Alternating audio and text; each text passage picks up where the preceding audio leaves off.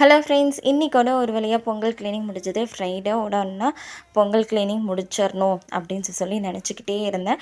ஒரு 3-4 நாள் ஆச்சுங்க. கொஞ்சம் கொஞ்சமாக இந்த ஒரு வாரமாக க்ளீன் பண்ணிகிட்டு இருந்து ஒரு வழியாக இந்த க்ளீனிங் வேலை கம்ப்ளீட்டாக முடிஞ்சிருச்சு.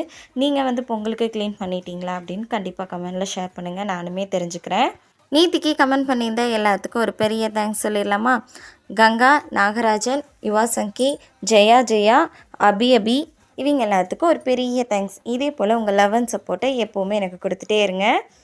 இன்றைக்கி ஃப்ரைடே அப்படிங்கிறதுனால சாப்பாடு முள்ளங்கி போட்டு சாம்பார், ரசம், அதுக்கப்புறம் பீட்ரூட் பொரியல். நேற்றுக்கு பீட்ரூட் சாதம் குழந்தைங்களுக்கு மட்டும் கிளறி கொடுத்துருந்தேன். இன்றைக்கி பீட்ரூட் பொரியல் எல்லாத்துக்குமே செஞ்சுட்டேன்.